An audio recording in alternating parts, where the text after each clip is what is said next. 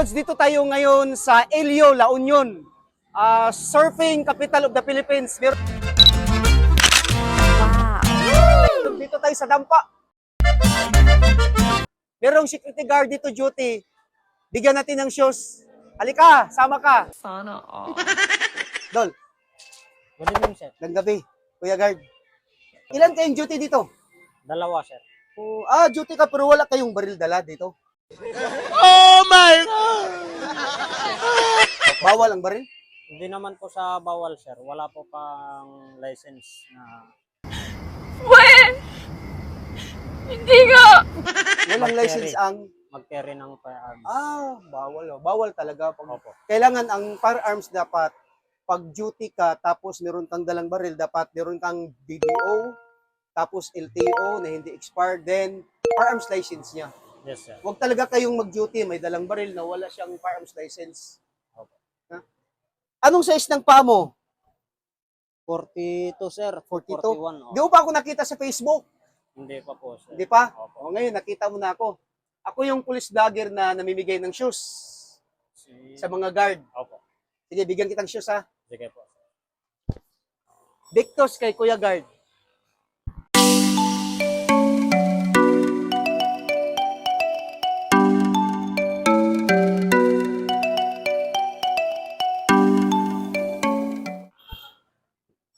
Yan, to kuya.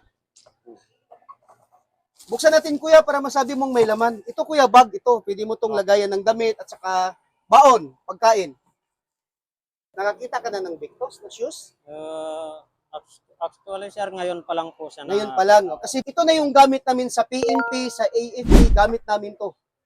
Kuya, ako, magtatanong lang ako ng 11 General Orders, di ba? Alam mo naman yung 11 GO, kung anong na-memorize mo. Anong na-memorize mo sa 11 GO? Actually, sir, hindi pa po kami nakakapag-memorize ng ganyan. Okay ka lang? Di ako okay. Pero okay lang yan. Sa 11 NGO. Tapos, yung license ko po kasi, sir, sa totoo lang, unprocessed pa lang po yung license. On process pa ang license mo. Pasensya na, tropa, ako'y na late. Si Jok, aking kadate. Jok, huwag kang mag-alala. Pag ako kasama mo, safe na safe. So, ilang taon ka na bang guard? Kasi simula ko lang po nung 2 months before po. Bago lang. Opo. So, hindi mo alam ang 11 General Order kahit isa? Opo. Hindi ko pa po alam. I don't want peace. I want problems always. Hindi mo pa alam? Sige, bigyan mo na lang ako ng idea. Ano ba talaga trabaho ng guard? Ang trabaho po ng guard, sir, is yung ma-maintain ang kaayusan ng area, Okay. kalinisan. Okay. Siyempre, sir, kailangan na safe lahat ng gamit nila. Safe lahat ng gamit. Katulad yan, may mga nasa parking area ka, di ba? Opo. So, kailangan talaga safety, yung mga tinatawag nating mga bukas kutsi, kailangan bantayan talaga natin Yes, yan. sir. Dahil, siyempre, magreklamo yung customer, di ba? Opo. Especially, sir, kailangan din nating i-assist yung mga sasakyan papasok or palabas ng area para iwas na rin po sa accident. Okay. Nice. Ang susya, di mo rin alam tong susya.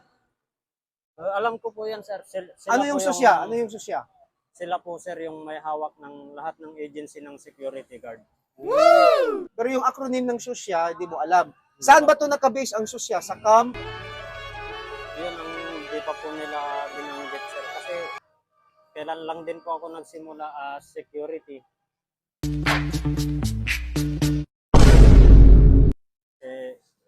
Ang susya, Kuya Guard, nandoon yan sa Camp Crami, Quezon City, sa National Headquarters. Yes, sir. So, siya ang nag-a-approve ng LTO, yung License to Operate ng Security Agency. Siya ang nag-a-approve ng LISPINO, yung License Exercise Security Profession. Siya yan. Okay. Dapat hindi natin makalimutan yan, ha? Sige po, sir. Tapos memorize mo yung 11 General Order. Okay po. Kailangan yun, importante sa guard yun. Kasi pag na-memorize mo yun, yun na yung trabaho mo. Yun ang fundamentals ng isang guard. Okay po, sir. Sige, pasalamat ka sa sponsor ng shoes mo. Nagpapasalamat ako sa sponsor ng shoes, especially sa Victus. Ito po yan. Sa quality po na gawa nila. Especially kay Sir po na nagbigay ng safety shoes. Malaking bagay na rin po sa akin to. Thank you, sir. Thank you. So, mga Lods, maraming salamat sa nag-sponsor ng shoes kay Mr. Abit Carbo from Love PSG Gun Club.